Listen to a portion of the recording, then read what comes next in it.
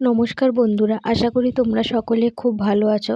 আজকে আমি রান্না করব ফুলকপি আলুর রসা। তার জন্য এখানে আলু ডুমো ডুমো করে কেটে নিয়েছি, আর এদিকে ফুলকপিও ভালোভাবে কেটে নিয়েছি। আলু আর ফুলকপি ভালোভাবে কেটে ধুয়ে নিয়েছি। এদিকে একটা কড়াইতে বেশ কিছুটা তেল ভালোভাবে গরম করে নিয়েছি। ওই তেলের মধ্যে আলুগুলো দিয়ে ভালোভাবে লাল লাল করে ভেজে নেব। আলুগুলো হালকা করে একটু নেড়ে চেড়ে নেব। এবার ওর মধ্যে দিয়ে দেবো হালকা করে হলুদ গুঁড়ো আর লবণ দিয়ে দেবো। দিয়ে ভালোভাবে নেড়ে চেড়ে মিশিয়ে আলুগুলো ভেজে নেব।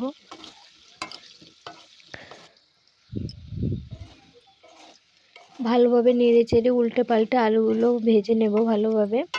আলুগুলো প্রায় ভালোভাবে লাল লাল করে আমি ভেজে নিয়েছি। এবার আলুগুলো তুলে নেব। ওই তেলের মধ্যে ফুলকপিটাও ভালোভাবে ভেজে নেব। সব ফুলকপিগুলো দিয়ে দেব, দিয়ে হালকা করে একটু নেড়ে চেড়ে নেব। ফুলকপির মধ্যে হালকা একটু হলুদ গুঁড়ো দিয়ে দেবো, তাতে কালারটা ভালো আসবে। ফুলকপিটাও ভালোভাবে লাল লাল করে ভেজে নেব, এতে করে খেতে খুবই ভালো লাগবে। এদিকে ফুলকপিটা ভাজা হতে হতে আমি একটা মশলা পেস্ট করে নেব। তার জন্য এখানে আমি মশলা আগে থেকে পেস্ট করে রেখেছি, আদা, কাঁচা লঙ্কা, টমেটো। ওর মধ্যে হলুদ গুঁড়ো, লবণ, জিরের গুঁড়ো আর ধনের গুঁড়ো দিয়ে ভালোভাবে মশলাটা গুলিয়ে রাখবো। শুকনো মশলাটা যাতে ভিজে ফুলে যায়, তার জন্য আগে থেকে আমি এর মধ্যে মশলাটা গুলে রাখলাম। এদিকে ফুলকপিটাও ভালোভাবে ভাজা ভাজা হয়ে গেছে, এবার ফুলকপিটা তুলে নেব।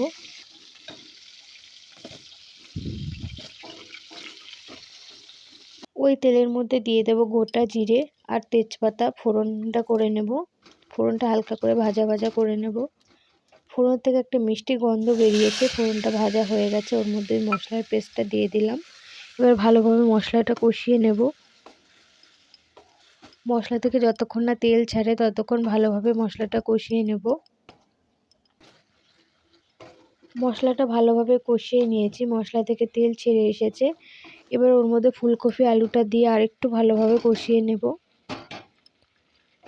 ফুলকপি আলুর সাথে মশলাটা ভালোভাবে একদম কষিয়ে নেব, যাতে সবজির গায়ে মশলাটা লেগে লেগে যায়।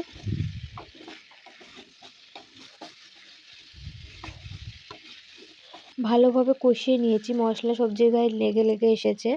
এবার এর মধ্যে পরিমাণ মতো জল দিয়ে দিলাম, দিয়ে ভালোভাবে নেড়ে চেড়ে মিশিয়ে নিচ্ছি।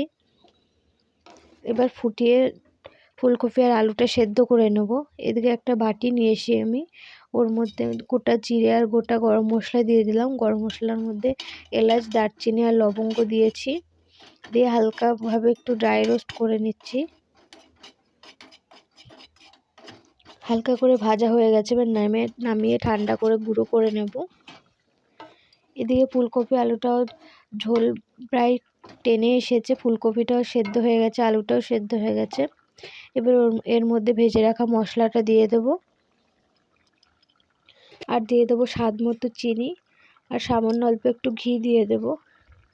দিয়ে ভালোভাবে নেড়ে চেড়ে মিশিয়ে নেব। আমি এর ঝোলটা এরকম রাখলাম, যেহেতু রসা রসা রেখেছি, তার জন্য আমি বেশি ঝোল রাখিনি। ঝোলটা অনেকটাই ফুটিয়ে কমিয়ে নিয়েছি। ফুলকপি আলুর রসা হয়ে গেছে। আশা করি তোমাদের ভালো লেগেছে। যদি ভালো লাগে তাহলে লাইক করো আর শেয়ার করো, আর একবার এভাবে রান্না করে কমেন্ট করে জানিও রেসিপিটা কেমন লেগেছে।